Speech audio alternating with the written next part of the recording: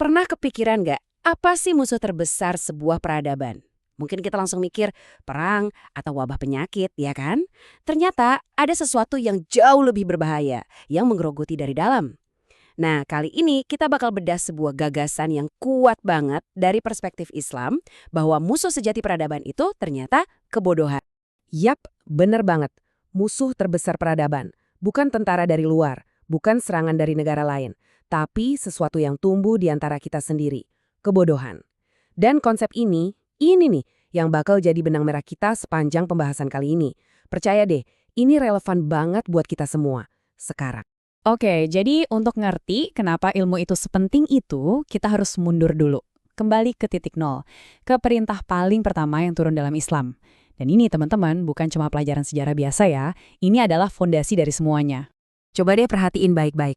Wahyu pertama yang turun, itu bukan perintah buat sembahlah atau berperanglah. Bukan. Perintahnya simple, tapi dalam banget. Iqra, bacalah. Wow, ini pesannya kuat banget kan? Fondasi dari segala-galanya itu ternyata ilmu. Nah, ini jadi pertanyaan menarik kan? Kenapa coba wahyu pertama itu bukan soal perang, bukan soal ibadah, tapi soal membaca? Kenapa? Di tengah kondisi masyarakat yang, ya ampun rumitnya kayak gitu? Jawaban dari pertanyaan ini, jujur, bisa mengubah cara kita melihat peran agama. Dan jawabannya ada di sini. Karena misi utama agama itu pada intinya adalah untuk mengeluarkan manusia dari gelap ke terang. Dari gelapnya kebodohan menuju terangnya pencerahan ilmu. Jadi perintah membaca di awal itu seakan-akan ngasih pernyataan, hey, peradaban sejati itu dibangun di atas ilmu dan pemahaman, bukan kepatuhan buta. Oke, lanjut ya. Sekarang kita lihat gimana Al-Quran itu nggak cuma nyuruh kita belajar, tapi juga benar-benar ngebuat perbedaan yang tegas. Garis pemisah yang jelas banget antara orang yang tahu dan yang nggak tahu. Ini bukan pertanyaan yang butuh jawaban iya atau tidak.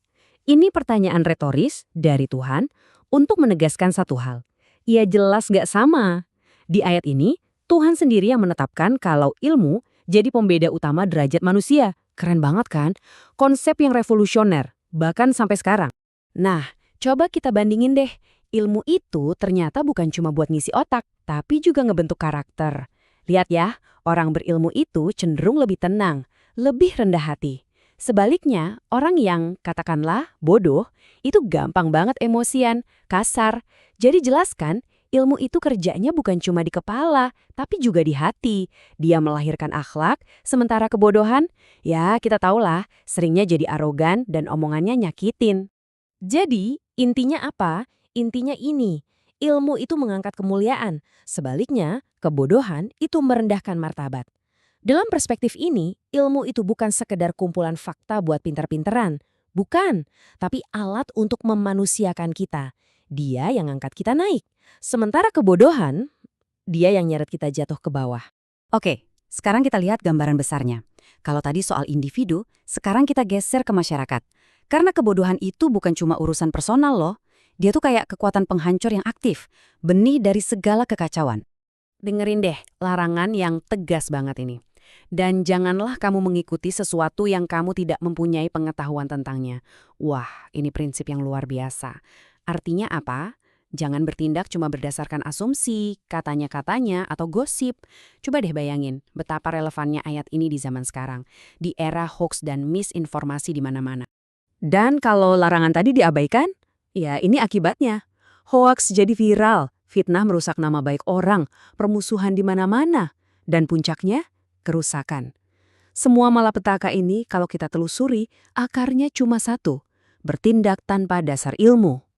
Oke, sampai sini kita udah sepakat ya, ilmu itu penting banget. Tapi tunggu dulu, ini levelnya naik lagi. Mencari ilmu itu ternyata bukan cuma anjuran atau perbuatan baik, tapi sebuah kewajiban, kewajiban fundamental.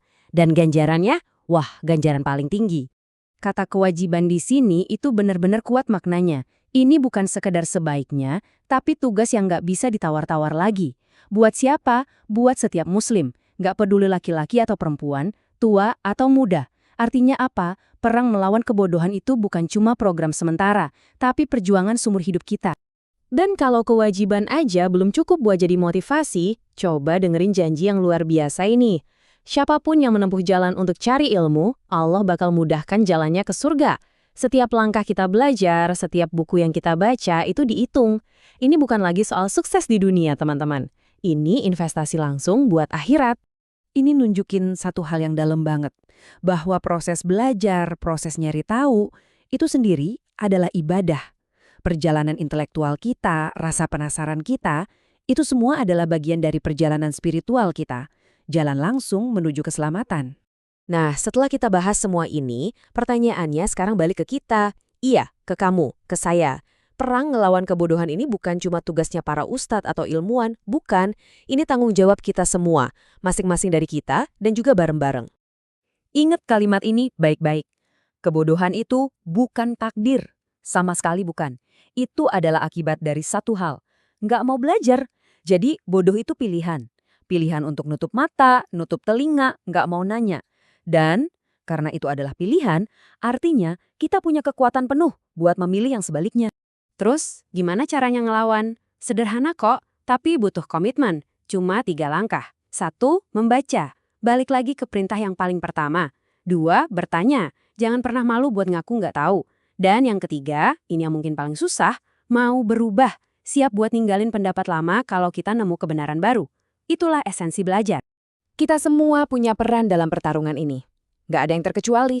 Entah itu dengan belajar buat diri sendiri, ngajarin ke orang lain, atau paling nggak jadi contoh yang baik. Ini perjuangan kita bersama, demi masa depan peradaban. Jadi, kesimpulannya sebenarnya simpel. Kalau kebodohan dibiarin menang, peradaban kita bisa hancur. Tapi, kalau ilmu kita perjuangkan bareng-bareng, kebangkitan itu bukan cuma mimpi. Nah, pertanyaan terakhirnya sekarang buat kamu. Peran apa yang bakal kamu ambil dalam perjuangan ini?